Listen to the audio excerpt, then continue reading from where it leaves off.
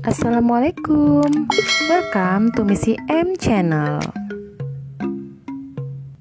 Perkenalkan, saya adalah Irmayanti Swastika Nasution SPD, guru pada UPTD SMP Negeri 3 Kisaran, Kecamatan Kisaran Timur, Kabupaten Asahan, Provinsi Sumatera Utara. Kali ini saya akan membahas tentang mengapa kurikulum perlu berubah. Ini merupakan aksi nyata saya dalam pelatihan mandiri di platform Merdeka Mengajar. Modul Merdeka Belajar dapat diakses pada platform Merdeka Mengajar. Platform ini dapat ditemukan di website guru.kemdikbud.go.id atau silakan download di Play Store Android Anda. Yuk kita bahas apa sih yang dimaksud dengan kurikulum? Kurikulum merupakan panduan pembelajaran pada satuan pendidikan di mana dapat dimaknai sebagai titik awal sampai titik akhir dari pengalaman belajar murid. Kurikulum juga kompleks dan multidimensi. Kurikulum juga diibaratkan sebagai jantung pendidikan. Bagaimana sih kurikulum yang baik itu? Kurikulum yang baik adalah yang sesuai dengan zamannya, terus dikembangkan dan diadaptasi sesuai dengan konteks dan karakteristik murid. Kita bisa menyaksikan sendiri, saat ini murid berada pada zaman yang sangat jauh berbeda dengan kita dahulu. Cara mereka belajar, cara mereka berkomunikasi, cara mereka memandang diri dan lingkungannya, kompetensi yang dibutuhkan untuk berkontribusi dengan lingkup lokal, nasional, dan global juga berbeda. Coba kita amati perbedaan cara belajar dulu dan cara belajar masa kini. Dulu, kita belajar melalui pembelajaran tatap muka langsung, kemudian mengumpulkan tugas hanya melalui buku tugas. Tapi sekarang, pembelajaran sangat bervariasi. Pembelajaran dapat dilakukan secara tatap muka dan juga secara virtual, misalnya melalui Zoom Meeting, WhatsApp Group, Google Meet, dan lain-lain.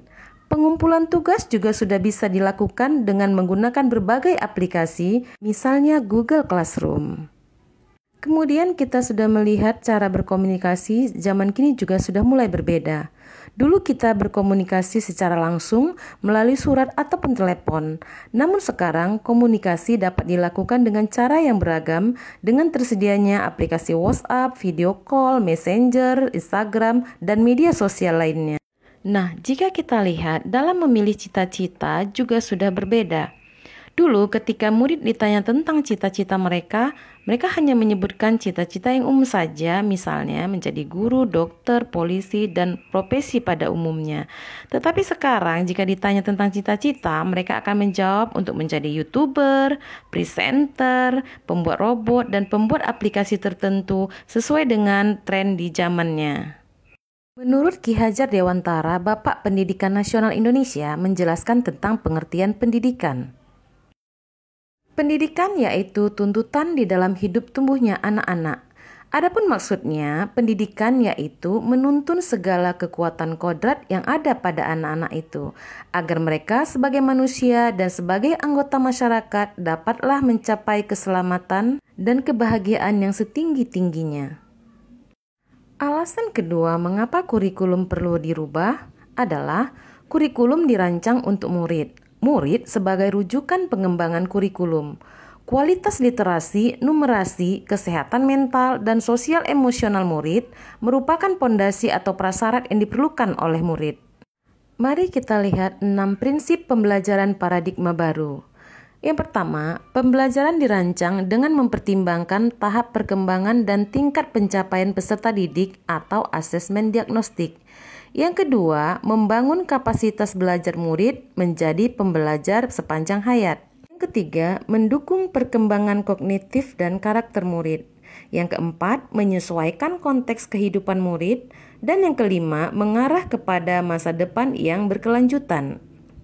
Alasan yang ketiga mengapa kurikulum perlu berubah adalah satuan pendidikan yang beragam. Kurikulum bersifat dinamis dan perlu diadakan evaluasi secara berkala. Pengimplementasian kurikulum nasional di setiap satuan pendidikan disesuaikan dengan berdasarkan kepada kebutuhan murid, lingkungan geografis, budaya, dan lain-lain. Berdasarkan ketiga hal tersebut, maka perlu diadakannya adaptasi kurikulum di setiap satuan pendidikan yang dikenal dengan KOSP atau Kurikulum Operasional Satuan Pendidikan. Nah, kesimpulannya, mengapa kurikulum perlu mengalami perubahan adalah karena disebabkan murid hidup di zaman yang sudah berbeda. Kurikulum harus mengacu pada kebutuhan belajar murid karena murid memiliki lingkungan geografis dan budaya yang beragam.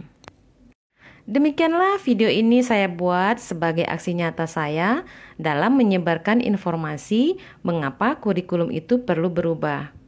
Video ini diunggah di channel YouTube saya, Facebook, Instagram, dan dibagikan di forum grup kedinasan sekolah saya, di forum MGMP, grup WA siswa, dan grup paguyuban orang tua siswa. Terima kasih atas dukungan dan umpan balik yang diberikan kepada aksi nyata saya ini.